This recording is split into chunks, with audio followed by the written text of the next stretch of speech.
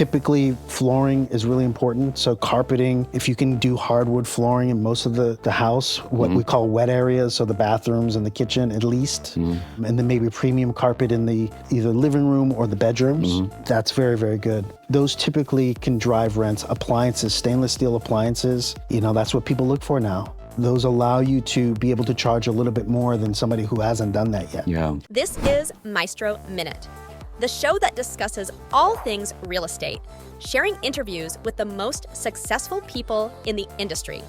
Hear from their perspective and what they are doing to achieve success. Get exclusive tips on how you can also succeed in real estate. Maestro Minute is brought to you by Maestro Development. Here's your host, Nareg Muradian. What are the key factors that push rent? The key factors that push rent are interior renovations. So, your kitchens, your bathrooms, bar none. And then how many bedrooms, right? Typically, flooring is really important. So carpeting, if you can do hardwood flooring in most of the house, what we call wet areas, so the bathrooms and the kitchen at least, and then maybe premium carpet in the either living room or the bedrooms, that's very, very good. So those typically can drive rents. Appliances, stainless steel appliances, that's what people look for now, Those allow you to be able to charge a little bit more than somebody who hasn't done that yet. Yeah. And then curb appeal stuff, right? If you're, it doesn't necessarily have to have a modern kind of, twist to it, but if you have upgraded signage, the parking lot looks clean, the landscaping looks clean, all of that stuff will help drive rents as well. Places that people would just want to go home and live in, that are located in decent areas that are low in crime, right? It doesn't have rent control, right? Well, for us, we don't. That's a big prohibitor, yeah. I mean, we just talked about $12,000, $13,000 a unit. How do I get that money back in a rent control situation? Yeah. How do I put in $12,000 a unit and get that back in a rent control situation? Yeah, no, that's great. I mean, we were just, I had a meeting, I think it was last week or it was the week before, with a prefab company that does basically prefab modular residential, and they plug that into office space. I love that. Right? And it's produced here in the U.S.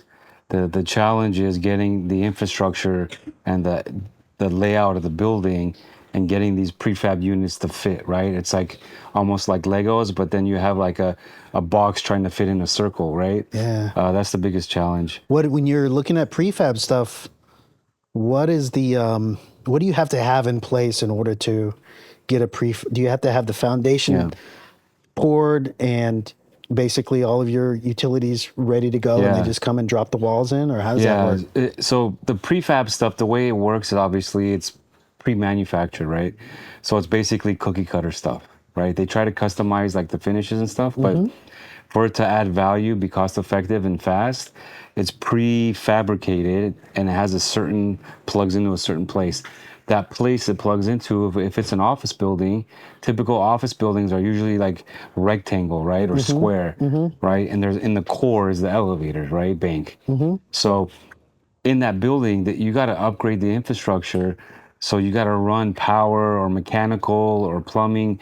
You got to run it to that prefab unit. And from the unit, you just plug it in, and then the unit itself runs itself. Is the prefab part of it, is it an add-on to existing buildings? Is that what it is? Or it's an add-on to the interior. To the interior. Right. Oh, wow. Yeah.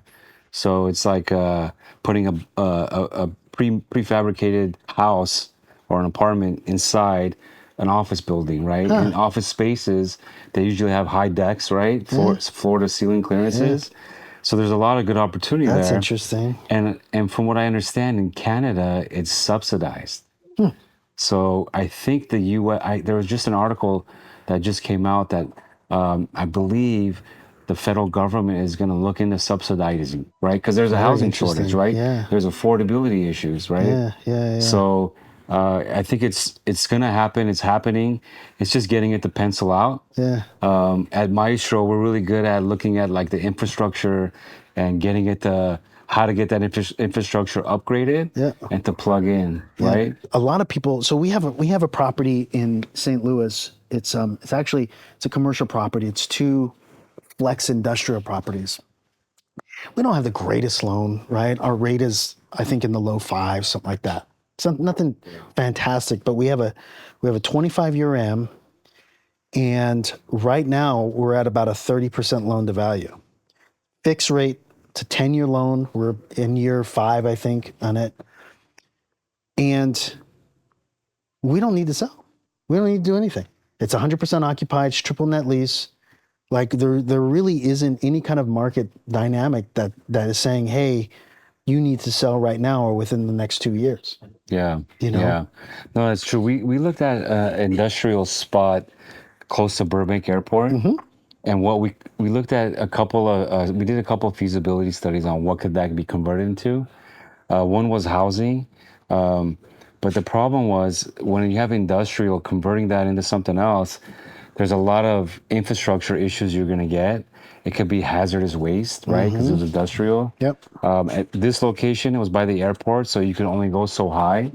So you couldn't really build a lot of value. But every location is really customized and unique, Absolutely. right? Because what you're going to get here is totally different than St. Louis or anywhere else in the Midwest, right? I'll tell you something that's maybe it wouldn't work at the airport, but in most places, especially out in the valley or out in Simi Valley or out where I am in Santa Clarita, is studios, film studios.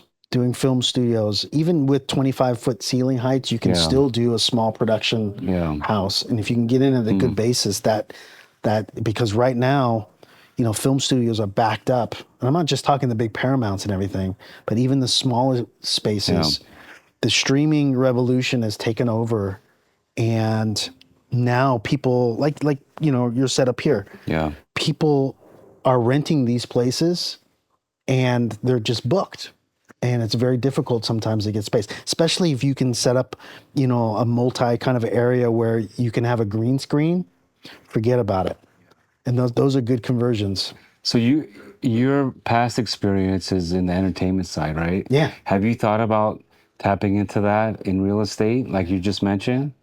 Have you looked at anything like that yet? Yeah. Yeah, we were looking hot and heavy to do studio conversions.